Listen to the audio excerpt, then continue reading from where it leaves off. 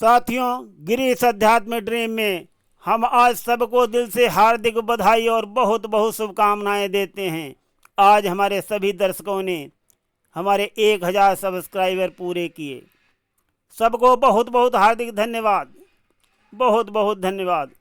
और इस शुभ अवसर पर हम अध्यात्म ड्रीम क्या है वो बताते हैं।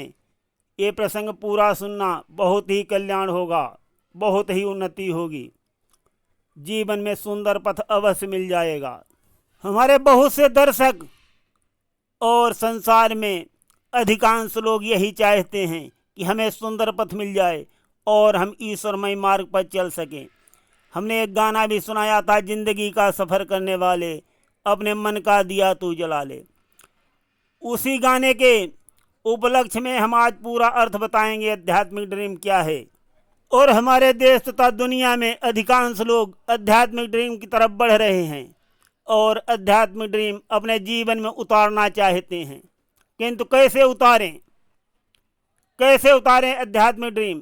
देश और दुनिया के अधिकांश लोग आध्यात्मिक जीवन जीना पसंद करते हैं और वो आध्यात्मिक ड्रीम के सपने भी देखते हैं। अब कैसे उतारें अपने जीवन में आध्यात्मिक ड्रीम, आज हम संपूर्ण तरीका बताएंगे। साथियों, हवा तो जीवनदायिनी होती है, लेकिन जब तूफान बन जाती है तब वो खतरनाक हो जाती है। इसी प्रकार से हमारे सबके जीवन में कलिकाल की प्रबल माया चल रही है, जो हमें अंदर ही अंदर खोखला करती जा रही है। कलिकाल की माया प्रबल है, वक्त उसकी चाल का, श्री राम भक्तों पर असर होता नहीं कलिकाल का। साथियों, भगवान प्रभु श्री राम हमारे आराध्य हैं और हमें सारे संकटों से बचाते हैं, सभी मुसीबतों से बचाते हैं। हम यहाँ पर ये भी कहना चाहते हैं कि जो किसी का और कोई आराध्य हो, वो उसकी भी आराधना करके कलिकाल के प्रभाव से बच सकता है, कलिकाल के गलत प्रभाव से बच सकता है। वो हम आखिरी में सुनाएंगे, बहुत ध्यान से सुनना पूरा वीडियो। जिंदगी का सफ़र करने वाले अपने मन का दिया तू जला ले। जब हृदय में भगवान की ज्योति का दिया जल जाता है, तब सच में सारा संसार जो है वो परमात्मा में दिखने लगता है। फिर अपने पराये का भेद मिट जाता है, शत्रु मित्र की भावना नष्ट हो जाती है। सर्वत्र एक अखंड ईश्वर की सत्ता की अनुभूति होती है हमारे दिलों में। अब दिखाते हैं यहाँ पर ईश्वर की सत्ता क्या है। सागर की लहरें, पक्षियों का गान, वृक्षों की हवा, पर्वतों के शिखरों से झरते हुए झरने और उनसे निकलती हुई नदियाँ, सूर्य की ऊर्जा और प्रकाश, चंद्रमा की शीतल चांदनी, नीला आकाश, काले पीले नीले सफ़ेद बादल, हरे भरे खेत, तरह तरह के रंग बिरंगे फूल, उन पर गुंजार करते हुए भौरे। कितनी सुंदर है भगवान की दुनिया, कितनी सुंदर, सच में हमारे आँखों के सामने आ जाती है। और इसी प्रकार से हमारे शरीर में व्याधियाँ उत्पन्न होती हैं और मिटती हैं। रोटी कपड़े का अभाव होता है और तरह तरह के स्वादिष्ट भोजन और कपड़े हमें प्राप्त भी होते हैं। हमें बहुत सम्मान भी मिलता है और अपमान भी झेलना पड़ता है। जन्म का सुख भी मिलता है और मृत्यु का दुख भी देखना पड़ता है। गाँव को बसते हुए देखा जाता है, उजड़ते हुए भी देखा जाता है। ये सब हमारी आंखों के सामने ही होता रहता है। हल पर हमारे लिए नया होता है, हमें नहीं पता कि हमारा पैर कहाँ पड़ने जा रहा है और जहाँ हम पैर डालने जा रहे हैं वहाँ क्या है, क्या होगा।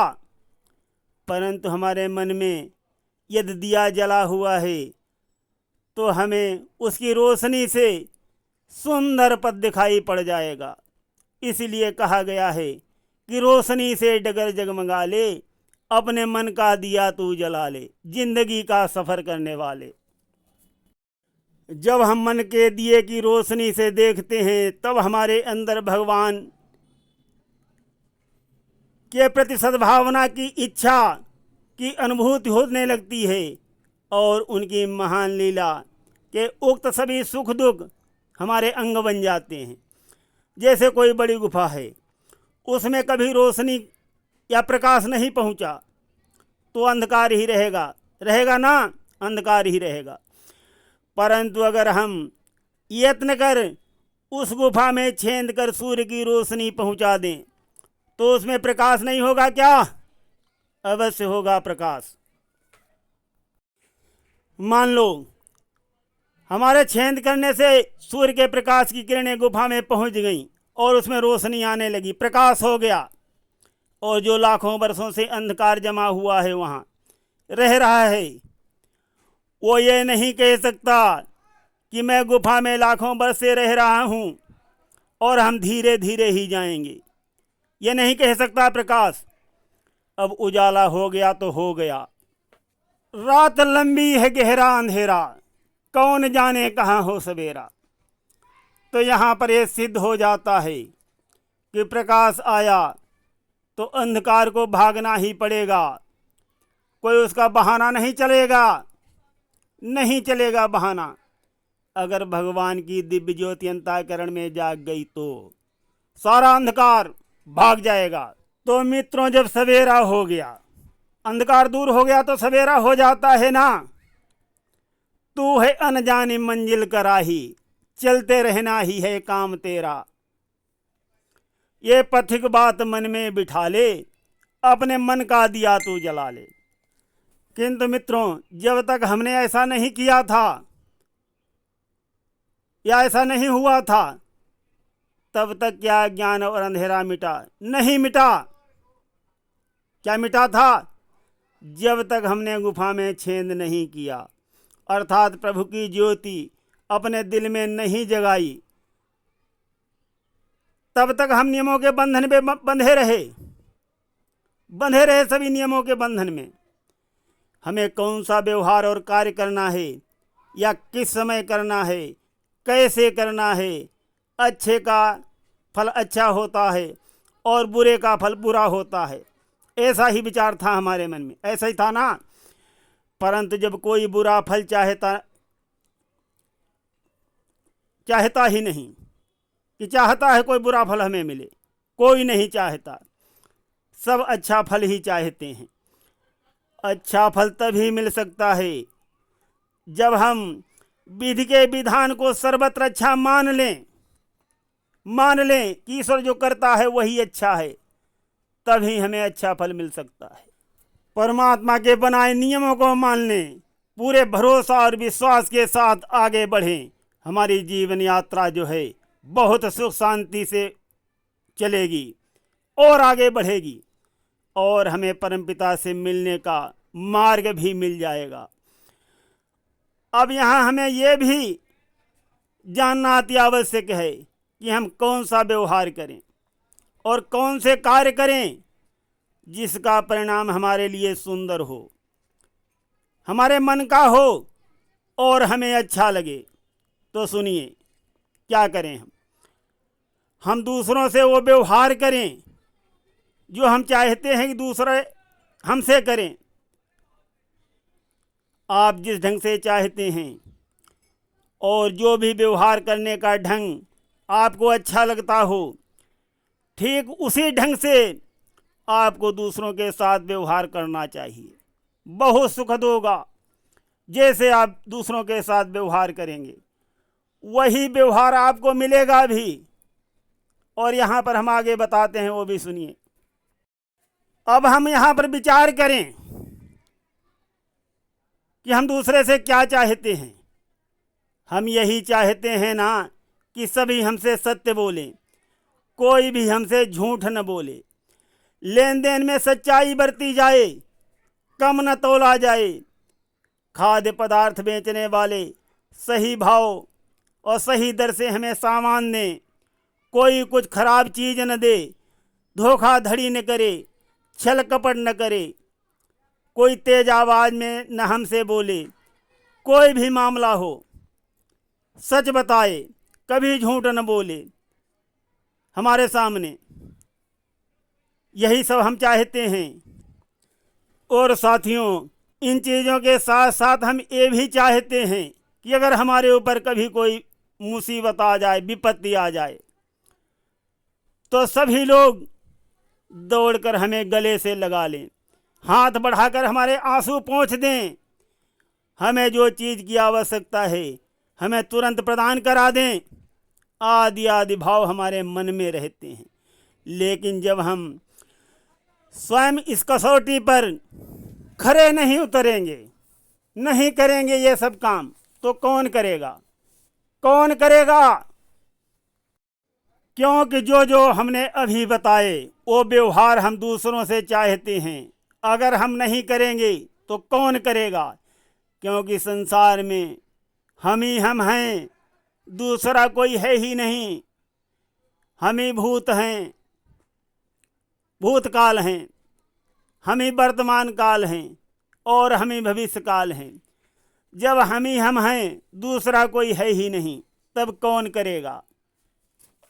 तो भाइयों बहनों, यहाँ पर यह सिद्ध हो जाता है, अच्छाई बुराई जो करते हैं वो हम ही करते हैं, महंगाई और सस्ताई जो करते हैं वो हम ही करते हैं। सोच करके देख लो, चारों तरफ हम ही हम हैं, कोई दूसरा नहीं है।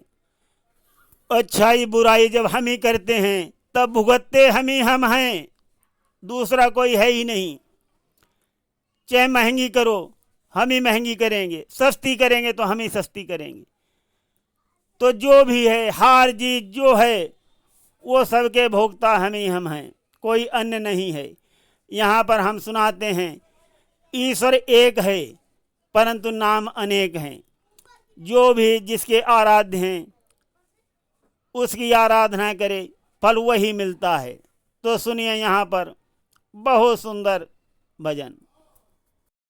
परम पिता के नाम बहुत हैं, किसका दिल से ध्यान करूं। सभी पिता हैं अति प्रिय पावन, सबका मैं सम्मान करूं। कोई राम कहे, कोई ईश्वर, कोई अल्लाह नाम पुकारे, कोई बाहे गुरु सत श्री अकाल कही, बोले जय जयकारे। होकर अनेक है वही एक, मैं उसका ही गुणगान करूं। सभी पिता हैं अति प्रिय पावन, सबका मैं सम्मान करूं। बहुत बने हैं मंदिर मस्जिद, गिरजा और शिवाले, हाथ पसारे खड़े हुए हैं सब तेरे मत वाले।